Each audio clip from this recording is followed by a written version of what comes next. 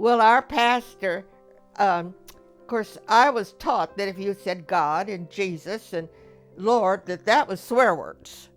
And I'd have got my face slapped good.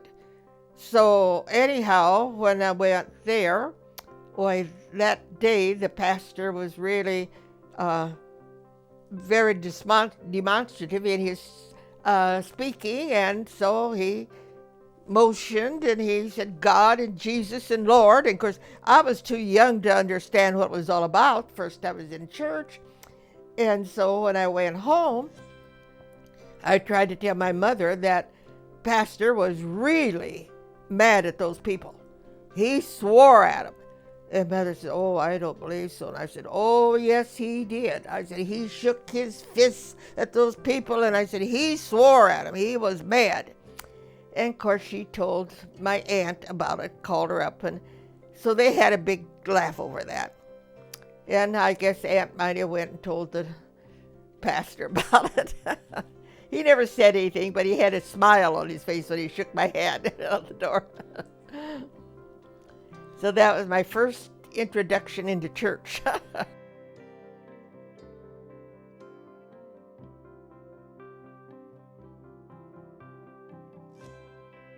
happened. Well, we were coming up here to the assembly then, and the pastor, we young people, our amusement in time was riding bicycles. And that time the pastor preached, and I felt like the Lord was dealing with me, and I wanted to go forward to the altar, and yet we had planned on going bicycle riding afterwards. So I didn't do it. And we went out and went bicycle riding. That's when I really felt heavy because I wanted to go forward.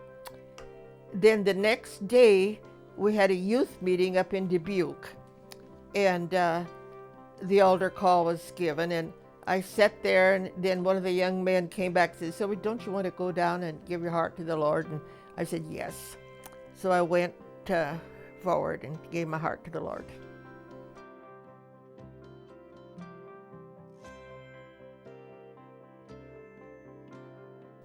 I think our greatest testing of faith was after we got our church started and got the building, and then we were working, and so we were really paying our own way.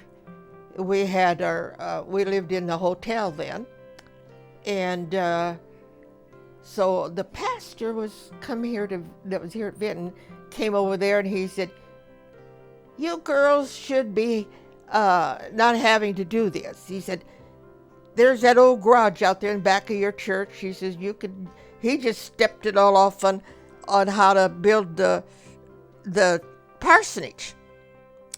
And so I presented it to the people, and they were willing. And so that's the way we got the money started coming in. The men started in building. Unsaved men were the ones that did the work. And so we got our parsonage built. It was just little. Joined the church. But it was right connected to us. But then we had to live by faith. Well, we kept working. And then we had an evangelist come, and she talked to us, and she said, "You're not doing right by those people. You should quit work. They should be supporting you." And so we prayed, and then it was really a step of faith to quit work and believe the Lord to send us in the funds that we needed to keep keep going. But the Lord supplied our needs. Maybe not our wants, but our needs.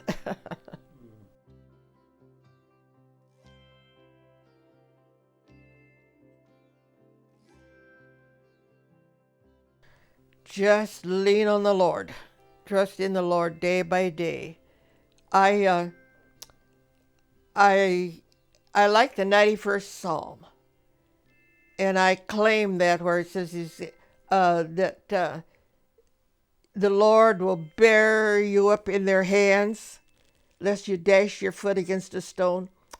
And every morning I always say, Lord, I'm trusting you to send your angels to bear me up that I'll not fall physically or spiritually.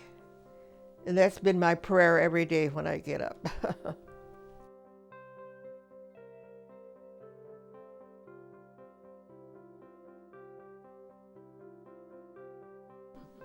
Oh,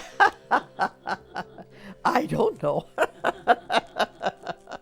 I don't know how I got it. It just, it answers a lot of questions, you know. Instead of sitting down saying, well, do you have time to listen? If you just say, I'm perking along but slow, that just covers a lot of things. There's a scripture that I really like over in the book of Isaiah. And that is that no weapon formed against thee, you know, and I claim that. No weapon that's going to be formed against thee. The Lord's there for you. And the tongue, no tongue, shall rise up against judgment against thee. For this is the heritage of the Lord.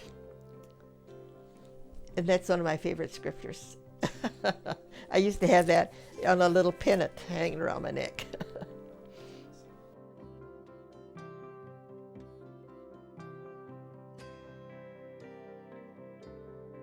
Oh, I want to tell them I hope they're blessed and happy in the Lord and serving the Lord.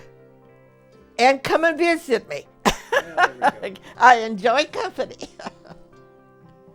Not in the mornings, but in the afternoons.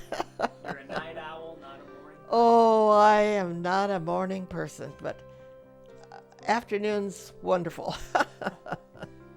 I hate that alarm clock. Well, just that they would really enjoy the blessings of the Lord, and the more you surrender to Him, the more the Lord's going to bless you.